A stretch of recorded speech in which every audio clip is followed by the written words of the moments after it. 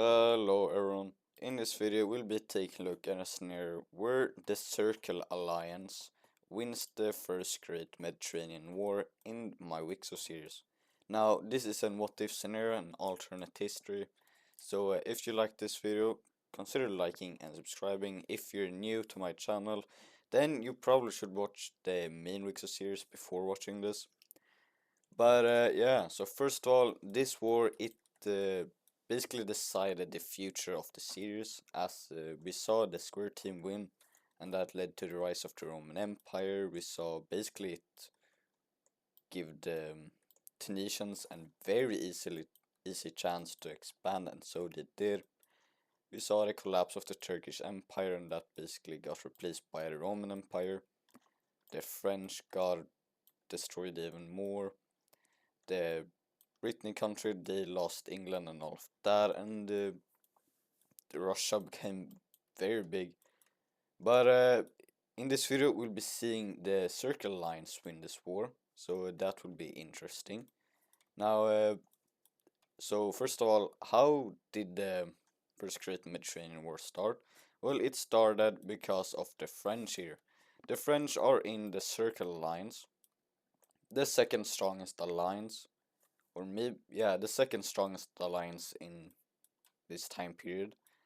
And the reason they did this was because they lost land from the Romans or Naples in their revolution they had, because they once controlled basically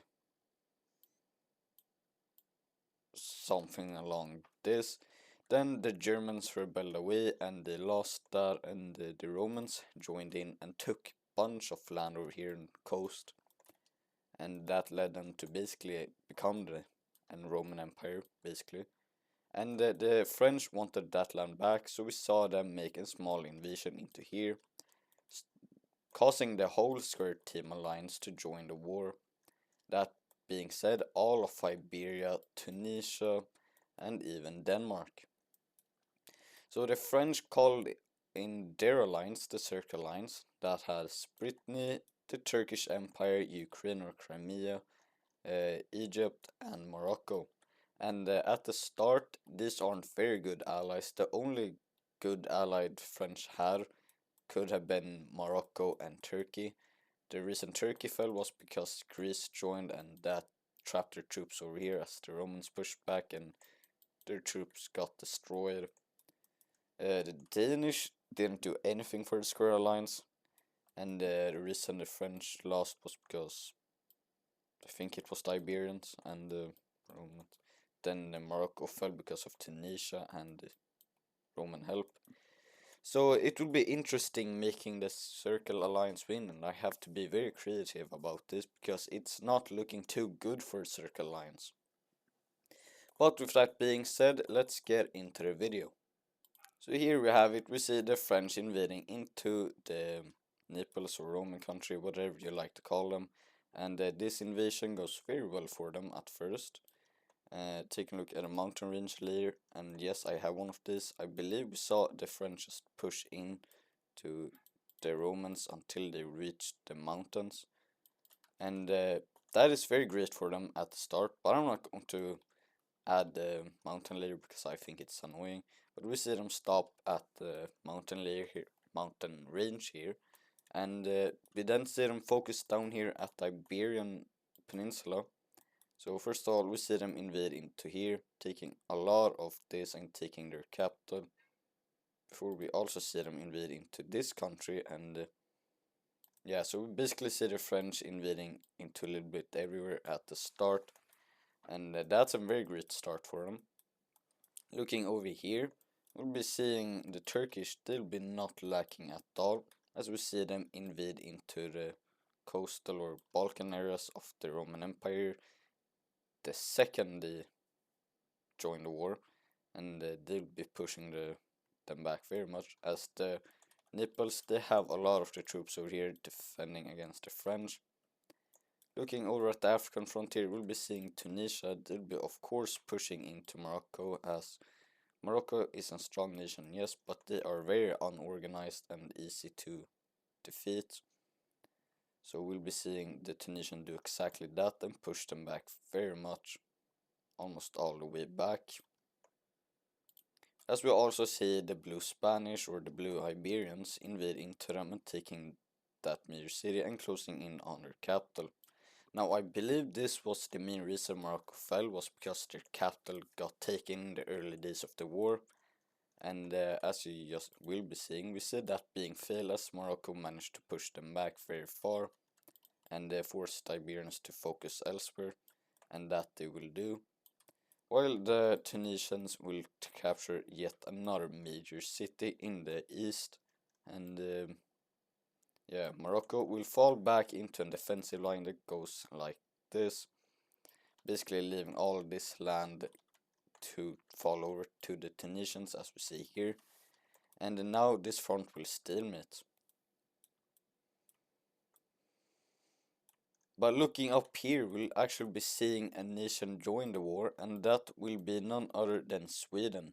Sweden will join the Circle Alliance on against the Danish here, and the reason they do this is very simple. I believe we saw that the Danish, they invaded and took all of this land from the Swedish very fast before this war. So we basically see Sweden join the war to retake this land and maybe even take more. And they will do just that and invade into Denmark. Denmark wasn't expecting this. But of course, Denmark is stronger than South Sweden at this point, so we'll be seeing Denmark push them back all the way here, taking back this and making a landing in South Sweden. But it stalemates around there. And already the tables are turned to the Circle Alliance side very much, as Sweden has joined, and that causes the Danish not to be able to send aid to the rest of the skirt team. And Morocco here has been able to defend their capital and set up a defensive line stalemating this front. The front over here has stalemated, and this front alongside with the front in Iberia. So at least we'll be seeing a draw in this war if it's going to end. But it's not going to end now, because that wouldn't be no fun. Looking up here, we'll be seeing Sweden push the Danish back again and taking all of South Sweden. Over here, we'll be seeing the French. They'll be just, yeah, they will be blitzing through over here, taking all of that and taking over these islands. They'll be also just, yeah, it's not going too good for the Iberian nations. The French are blitzing through them, and that's not very good if you want to be Iberian, because the French, they are not holding back anymore.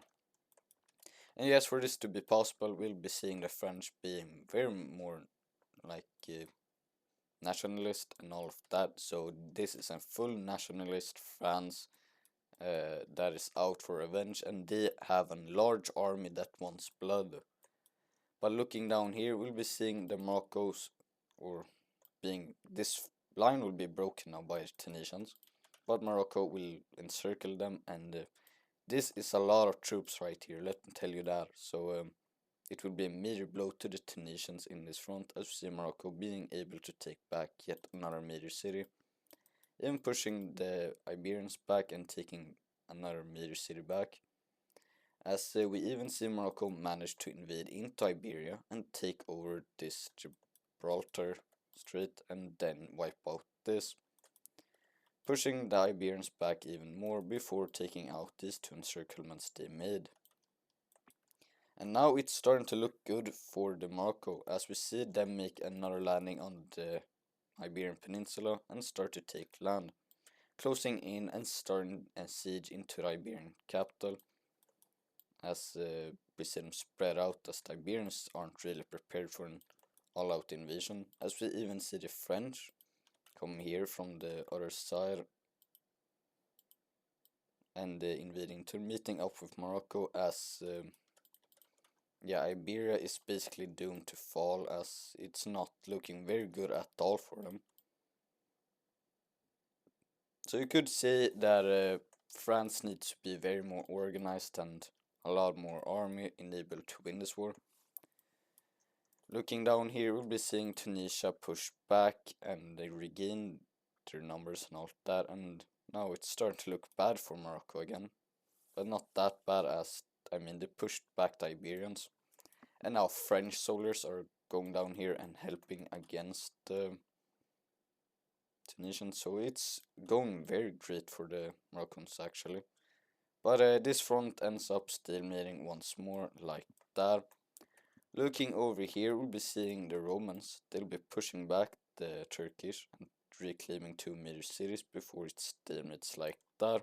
And it's here where we see the Greeks will be finally joining the war and invading into Turkey. Now here is where the major thing changes. Instead of the Turkish soldiers being all the way up here, they'll be being here. So we see them start to flee back over here in this front, just like that. But yeah, the Greeks aren't able to destroy the Turkish now, as the Turkish are far more prepared for this, as we see them enter into Greece and yeah, they take over most of the Greek land, but it's stalemates over here as they siege the capital. They aren't able to do this. But they make a landing over here in the south and basically encircle the capital. And that leads them to sending more troops back up here and attack the Romans, taking back two major cities in their occupation.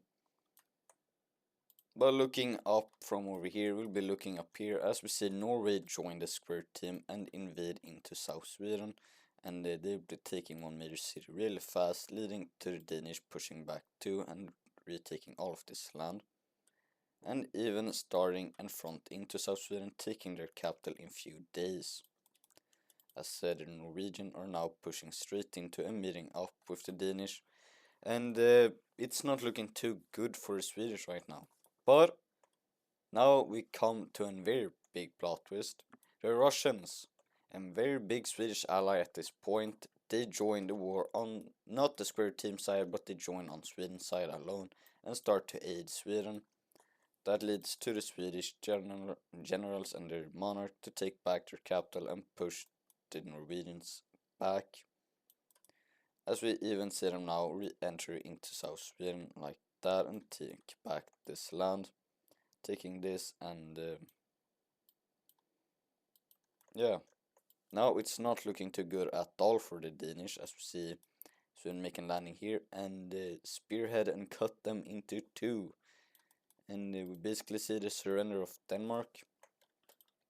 Then we see the quick and fast conquest into Norway here, taking this major city before we see this front stall and stalemate.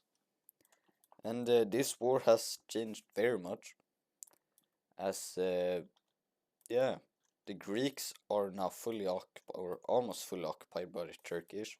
The Turkish has still managed to take a lot of land from the Romans over here. The French is still stalemated on the Romans, so nothing has happened here. But French are doing great in the Iberian Peninsula here, alongside with Morocco, as Morocco has managed to push back the Tunisians.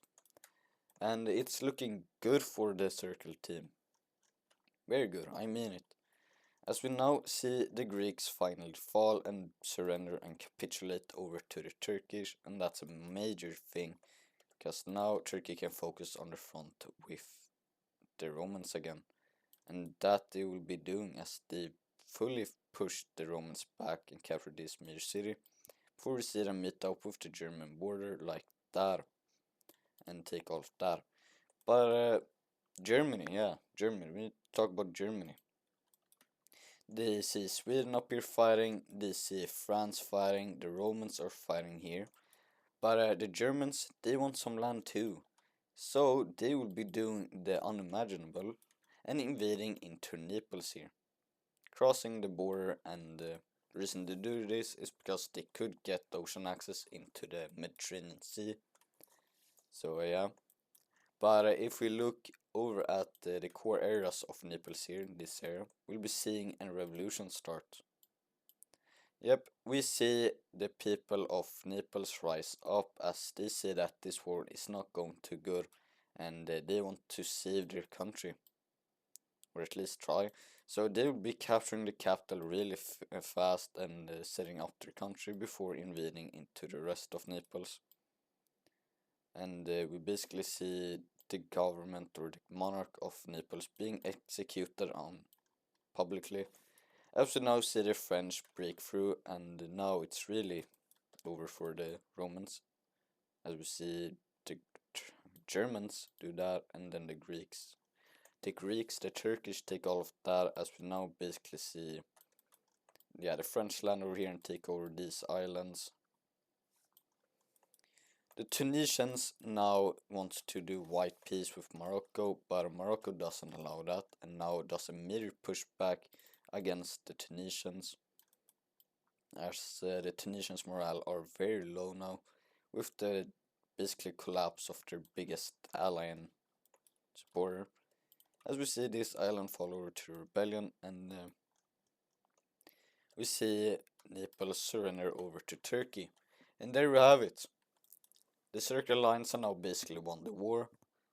The only real fighter they have left is, I guess, Norway and Iberian nations alongside Tunisia. But Tunisia, they have agreed to just surrender. So we see Tunisia surrender fully over to Morocco. That leads to all of Blue Spain being surrendered over like that, and then all of Portugal surrender. And there we have it. Circle Team victory. So now let's take a look at a peace treaty, and after that peace treaty we'll be taking a look at the aftermath of this war. Alright, I'm done with the peace treaty. So this is the world before the peace treaty, and this is the new peace treaty. And here's the capitals, and as you see, Naples is completely destroyed. Morocco has basically taken Tunisia's place as Carthage, as they have now even reached the Iberian Peninsula and made this into their own puppet state. France has taken very much of Iberia and taking back their land, and this island too, as they have now done what they wanted and taken a big control over the Mediterranean Sea coast. The Germans took this part, Turkish took this, Morocco also took this bit and this island, and the remaining of this was supposed to be one, but I thought why not divide it even more, so I did that, and now basically we see this being what's left of Naples. This country comes much earlier, and Turkey becomes very big and survives. They get all of Greece and big Balkan area. Looking up here we see Sweden fully annex Denmark, and Germany takes some of the south part. Norway survives, but they loses a bunch of land over here to Sweden. And Russia, because they help Sweden defeat the Danish and the Norwegian, they get Gotland. And that will be not the end of the video, as now we'll be seeing, like, fast forward few years, maybe some decades, and in what could happen. So first of all we need to talk about the Turkish. So in the normal wicso series we saw that this part broke away and formed their own thing. That will still happen as we see them now rise up, and rebellion starts. So that would be very bad, but the Turkish at this point are the strongest nation, so they'll be able to destroy them with ease, and but these rebellions just keep popping up.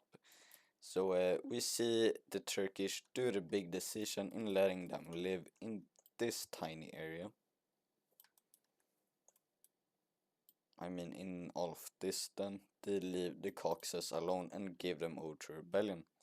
And Turkey now basically gave away very much land to a rebellion, and that kind of makes them look weak.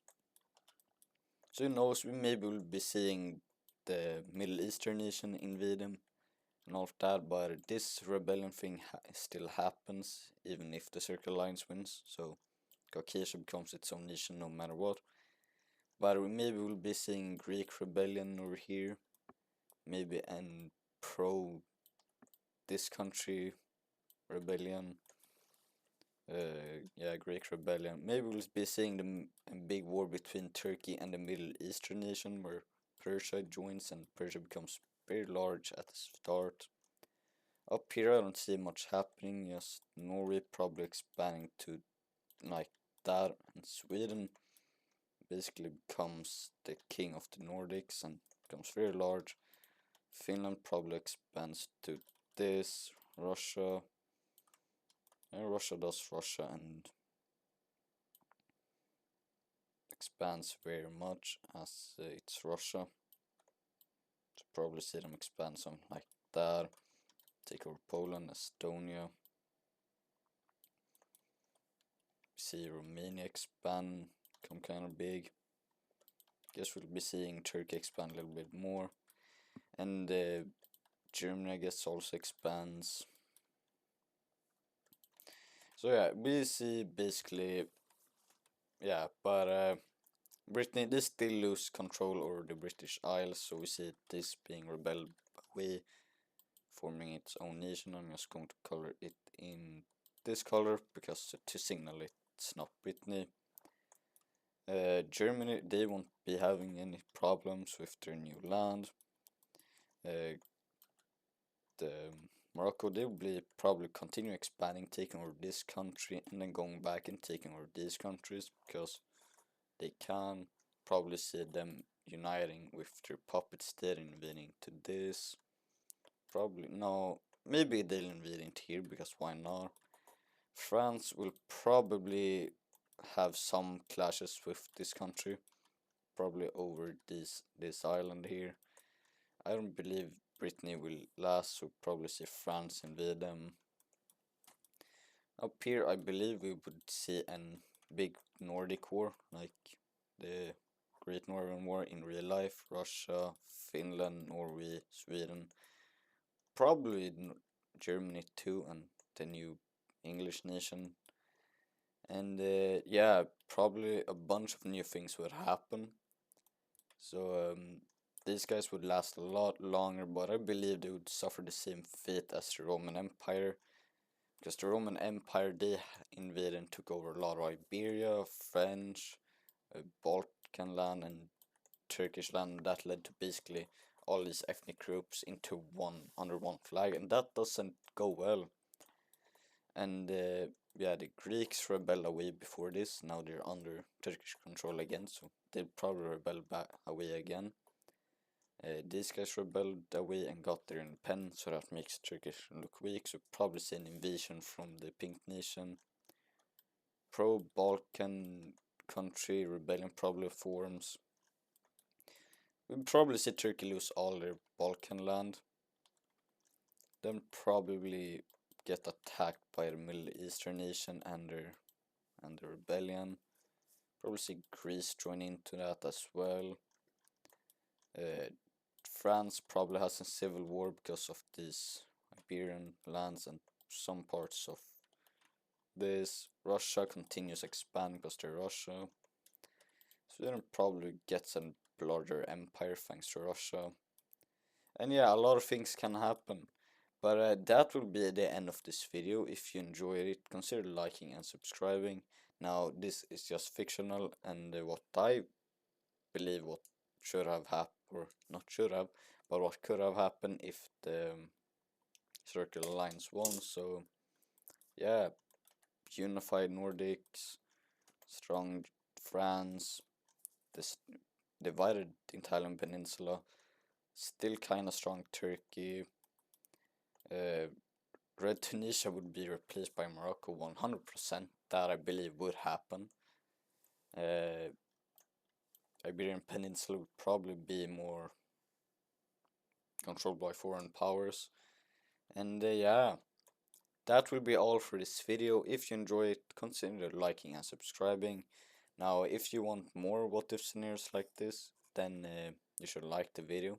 Comment down below what if scenario you want to see next. It doesn't need to be in my wicso, it can be in Is Pro's wicso or something like that too. But that will be all. Goodbye.